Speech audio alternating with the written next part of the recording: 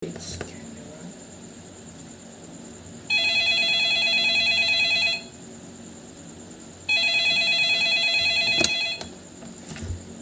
Thank you for calling TSU Hotel. Good morning.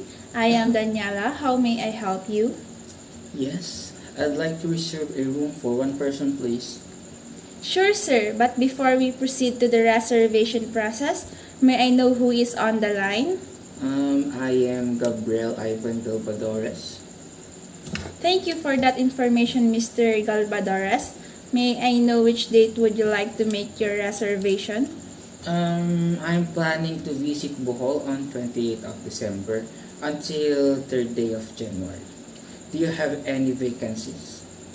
Yes, sir. We have several rooms available for that particular days. May I know what type of room, Mr. Galvadores, would you like to reserve? Do you have a standard room? I'm sorry to inform you, Mr. Galvadores, but all our standard rooms have been booked on 28th of December. How about a deluxe room instead?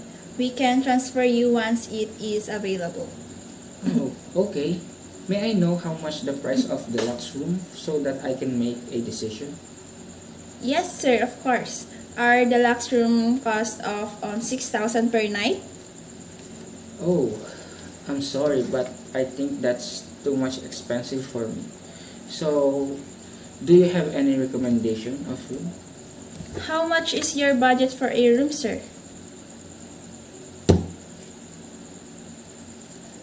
At least 3,000 to 4,000 pesos. Okay, sir, then I'll recommend you the junior suite. It costs 4,000 per night.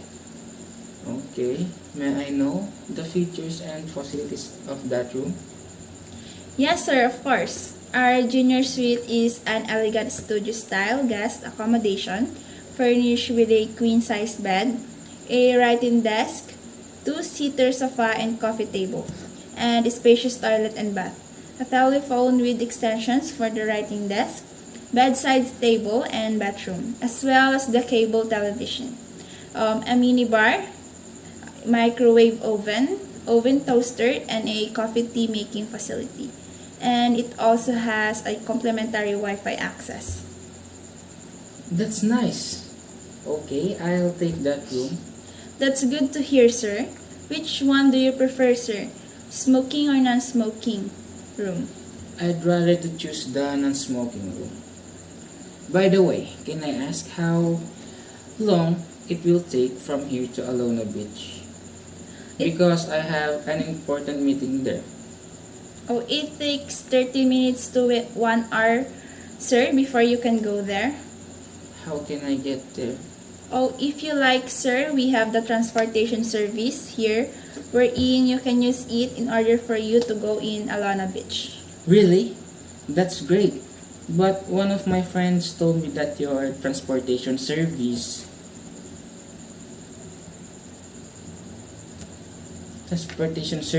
is poor. Like she waited more than 20 minutes for the service and she even told me that she was late at her meeting because of that. So how can I be sure that your transportation service is now not like that?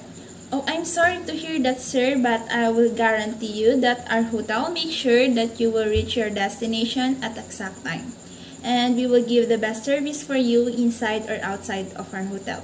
And as of your friend concern, based on our records, we don't encounter that kinds of situation here in our hotel because all our transportation service are available at any time when it needed.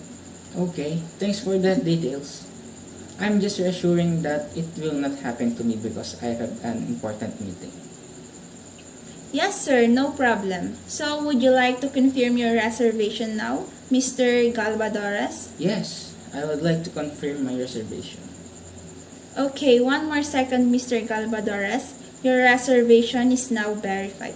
So, all I need to know is your phone number. My phone number is 0948-6915-610. Let me repeat, sir. Your number is 0948-6915-610. Is that correct, sir? Yes, that's correct. How are you going to settle your bill, sir? Do you accept payment via credit card? Yes, sir. May I know your credit card number? It's 0123. What is the name of the card holder? It's me, Gabriel Ivan Galvadores. Alright, Mr.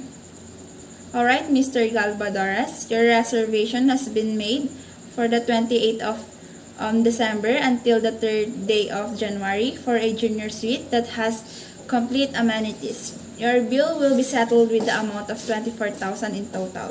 Is that all correct, Mr. Galvadores? Yes, that's correct. I just want to inform you, Mr. Galvadores, about our 6 o'clock policy. Please be advanced and you need to check in not later than 6 o'clock. Otherwise, the hotel reserves right to give the room to waitlisted clients. Okay, thank you. And thank you for that information. My pleasure, sir. Is there anything I can do for you, Mr. Galvadores? No, thank you. That would be all. Thank you, Mr. Galvadores. We'll see you on December. Have a nice day. Bye.